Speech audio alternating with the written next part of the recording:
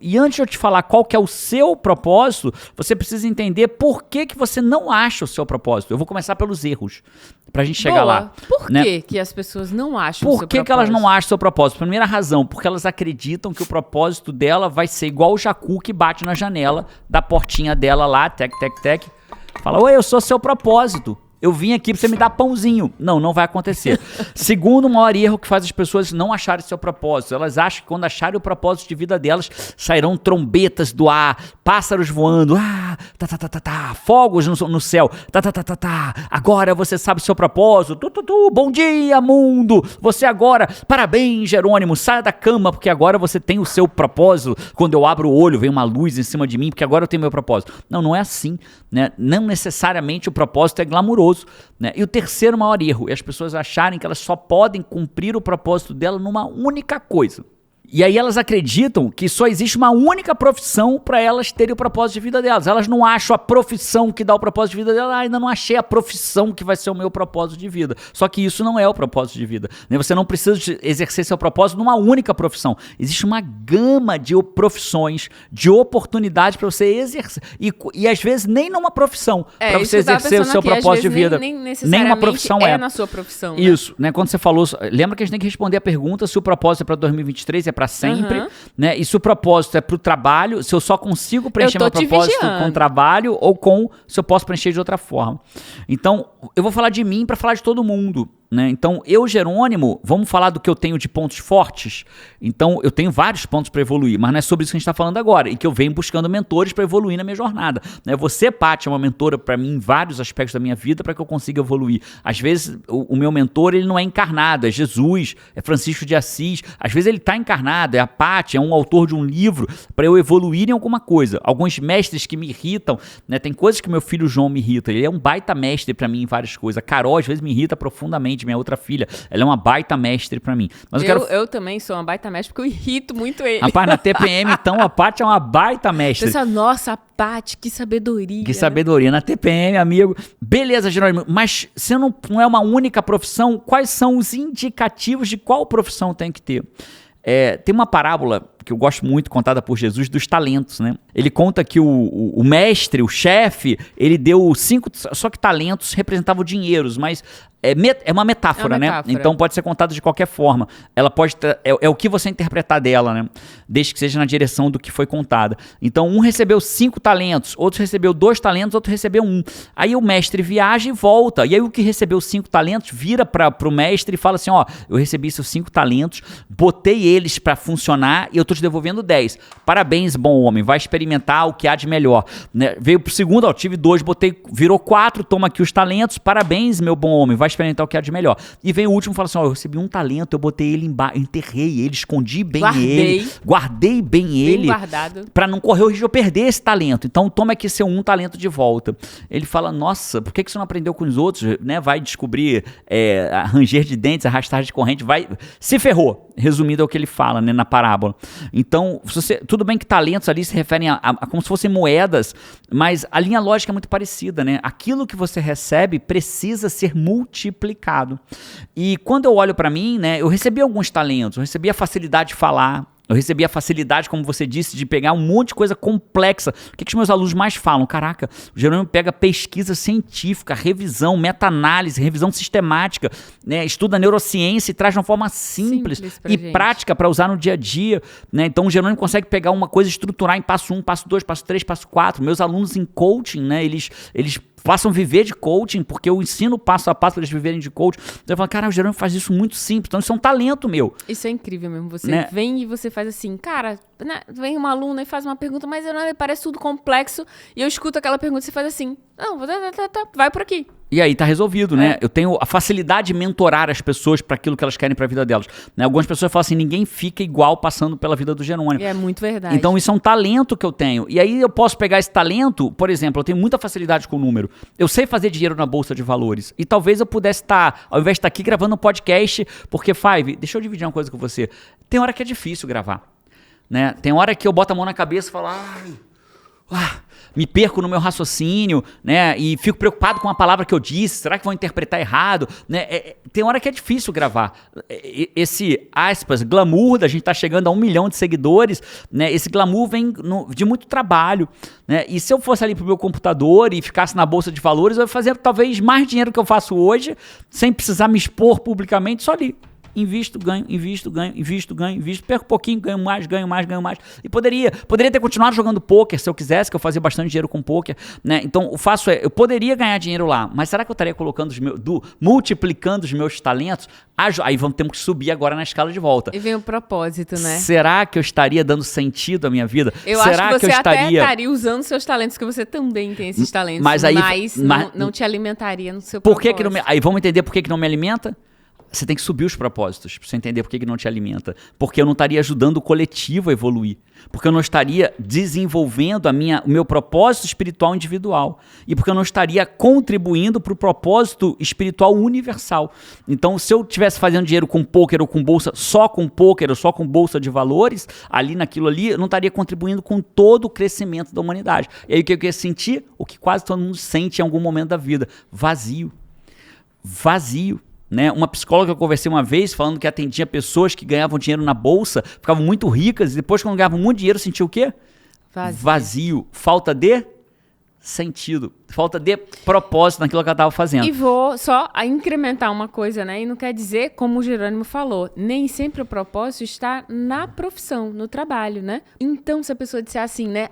Jerônimo, então quem trabalha na bolsa não tem propósito. Muitas vezes a pessoa pode não ter na profissão, mas ela pode ter um propósito, ter algo que dá sentido à vida na profissão ou fora da profissão, né? Perfeito, Paty. Essa era a pergunta, né? A pessoa precisa só trabalhar com o que ama. Aí o que eu entendi na minha jornada? Que foi um mestre pra mim. Eu entendi que estaria até tudo bem eu continuar sendo jogador de pôquer. Estaria até tudo bem eu continuar fazendo muito dinheiro na bolsa. A questão é o que eu faço com aquilo, né? A quem muito é dado, muito será cobrado, né? A gente aprendeu isso, pelo menos com Jesus, que é o meu maior mestre, né? A quem muito é dado, ou isso está representado na Bíblia, a quem muito é dado, muito será cobrado. Então, se eu faço muito dinheiro com a bolsa, até estaria tudo bem. Mas o que eu faço com o dinheiro que eu fiz na bolsa? Né? O que eu faço? Hoje a gente vê aí o Bill Gates, por exemplo, que sempre foi um dos homens mais ricos da humanidade, ele está usando esse dinheiro dele para um muito bom propósito. Para a humanidade, né? Para a humanidade, né? Devolvendo, criando vaso sanitário na África, né? Porque vaso sanitário autossustentável... Para resolver o problema de saneamento que é uma coisa simples no nosso país, mata as crianças.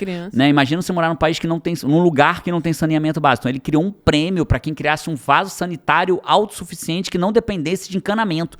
Né? A pessoa ia ali, fazia suas necessidades fisiológicas, número 1, número 2, e aquele vaso faria alguma coisa. Ele criou um prêmio milionário para quem inventasse isso, porque a verdade no mundo, a mola do mundo é o dinheiro. Então ele criou esse prêmio para que as pessoas interessadas no prêmio criassem um vaso sanitário para resolver o problema. Então, isso é uma das coisas que ele se envolve, o Bill Gates, né?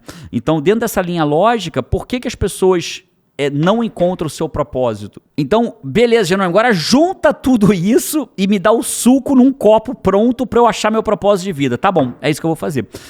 A gente precisa entender quais são os nossos talentos. Porque uma vida com significância é uma vida em que eu exercito os meus talentos e respeito os meus valores. Então, quando eu entendo meus talentos, mas eu não sou bom com número e nem de fazer, e nem de transformar coisas complexas em simples. Sim, mas do que você é bom? Talvez você seja bom em ouvir. Eu não sou bom em ouvir.